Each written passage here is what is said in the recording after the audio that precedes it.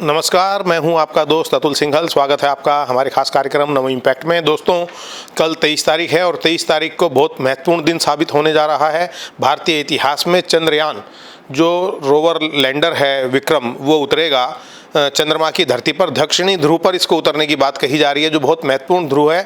और अभी तक चंद्रमा पर केवल 3 जो मिशन हैं वो कामयाब हुए हैं। पूरे देश की निगाह, या ये कहें कि 140 करोड़ जनता की निगाह कल के इस महत्वपूर्ण क्षण पर टिकी हुई है। हमारे साथ हैं डॉक्टर नंदकिशोर गर्ग। गर्ग साहब, लूना 25 जो रूस का महत्वाकांक्षी यान था वो तो क्षतिग्रस्त हो गया और अब भारत के ऊपर निगाह टिकी है, क्योंकि दोनों में कंपटीशन था कि कौन पहले उतरेगा। नहीं, कोई कंपटीशन नहीं था। रशिया बहुत पहले, अमेरिका और रशिया ने तो अपने मानव भी भेज दिए थे। हमारे भी राकेश शर्मा जी रशिया के माध्यम से ही चांद पर गए थे, इसलिए कंपटीशन नहीं था। पर उनका टेक्नोलॉजी वो ही मानते थे हमारे पे ज़्यादा है, और हमारे वैज्ञानिकों ने सिद्ध किया है कि हम किसी से कम नहीं हैं। हमारा ल्यूना 2 भी अभी तक जिंदा है और उसने आपस में बातचीत भी हो गई 2 और 3 की, जिसको पिछली बार हमारा क्रैश लैंडिंग हो गई थी। इसलिए मैं समझता हूँ कि हमारे वैज्ञानिकों के पास सूक्ष्म बुद्धि है, और क्योंकि हमारे वेदों में, उपनिषदों में इन सारी चीज़ों का वर्णन था। अभी जो हम कल के लिए सब प्रार्थना कर रहे हैं, पूरा देशवासी कर रहे हैं, 140 करोड़ लोग, और हम भी, मैं भी अपील करता हूँ, हम सब प्रार्थना करेंगे। जिस स्पीड से जा रहा, बहुत स्लोली हमने भेजा है। अब उसको धरती वहाँ की पहली बार दक्षिणी ध्रुव होगा तो कैसी होगी किसी को नहीं मालूम। संभावना ये है कि वहाँ धूल उड़ रही है तो जल भी हो सकता है। अभी एक आध पिक्चर में ये भी नजर आया कि शायद 8 फुट का गड्ढा भी है, कुछ फोटो आई हैं। तो उन सबको देखते हुए उसको लैंडिंग कराना, और सबको ये भी ध्यान रहे कि यहाँ जो 100 किलो है वहाँ 1/6 है। 14 यहाँ जो हमारा उनका एक दिन और वो 14 दिन का फ़र्क है। बहुत सब चीज़ों में अंतर है, एक नया ही लोक है ना।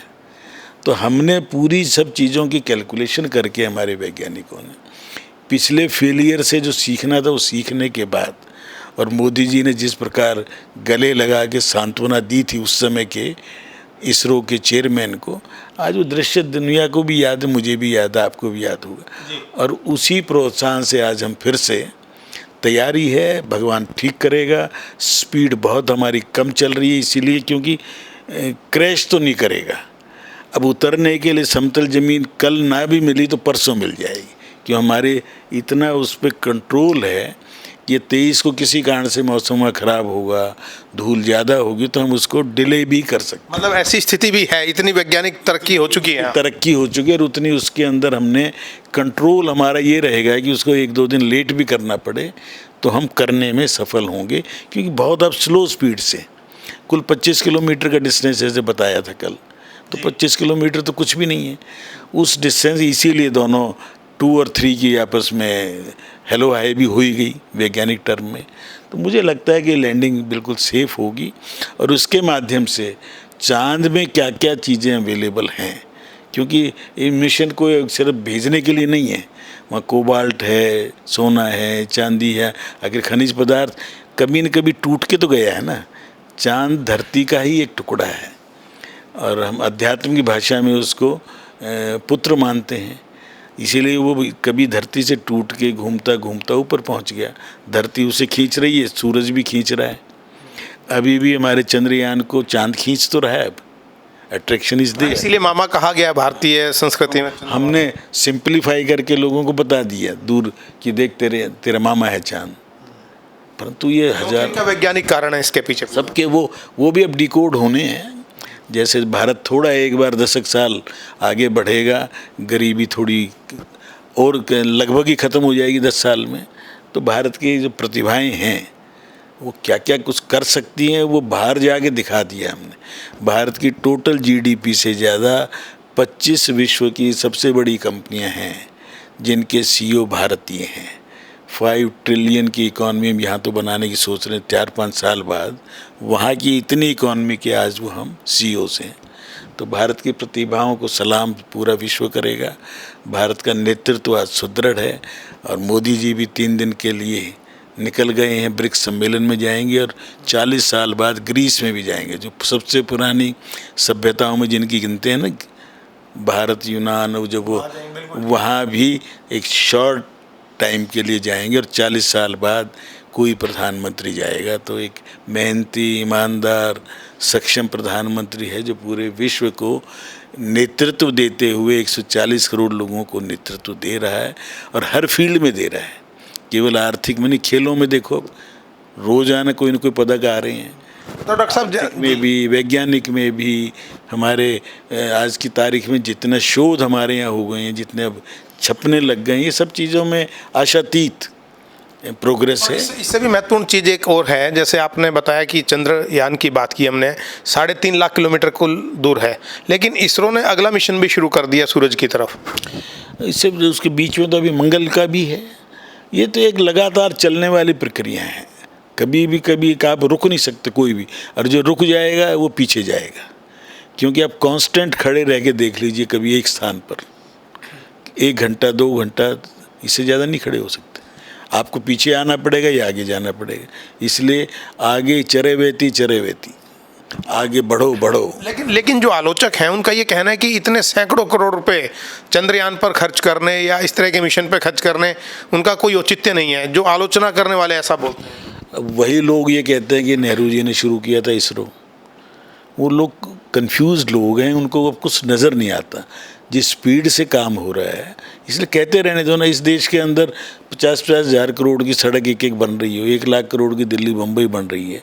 3 दिन पहले शोर कर दिया था द्वारका एक्सप्रेस का, जब कल एक्सप्लेन किया कि 14 लेन का आज तक हिंदुस्तान में पहला है, 8 लेन एलिवेटेड हों, अंडरग्राउंड भी उसमें से हों, 6 लेन की वो, तो उसके बाद हाँ ठीक ही है ये तो।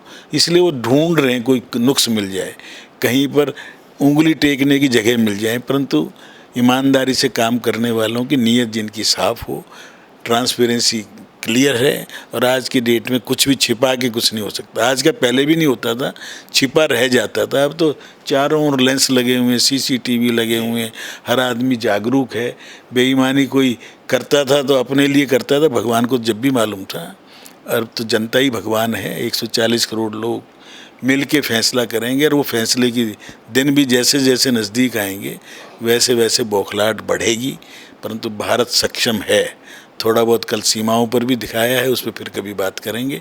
भारत के वैज्ञानिकों की प्रतिभा को, मेहनत को सलाम, और भगवान से प्रार्थना कि हमारा चंद्रयान 3 सही वहाँ पहुँचे और मानवता के भले के लिए जो काम उसके जुम्मे लगेंगे वो करता रहे। आपने प्रतिभाओं की बात की कि भारत की जो प्रतिभाएं सामने आएंगी। आप शिक्षा के क्षेत्र से जुड़े हैं।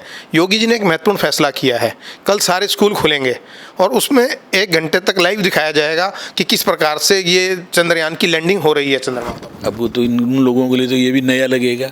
एक योगी जो मठ में बैठा, उनके हिसाब से तो केवल माला जपना चाहिए। उसकी सोच देखो ना कितने आगे।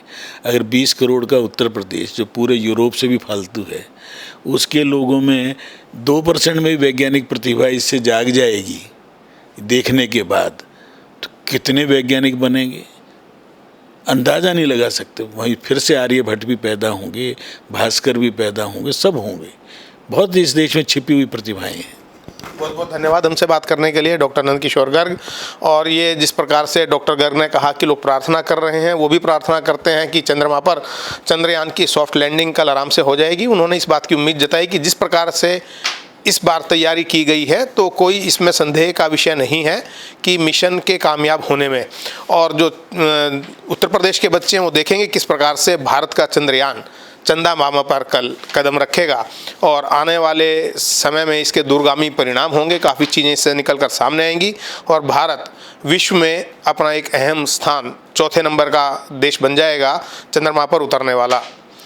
नमो इम्पैक्ट में आज इतना ही। अगले कार्यक्रम में फिर मिलेंगे, तब तक के लिए इजाज़त दीजिएगा। नमस्कार।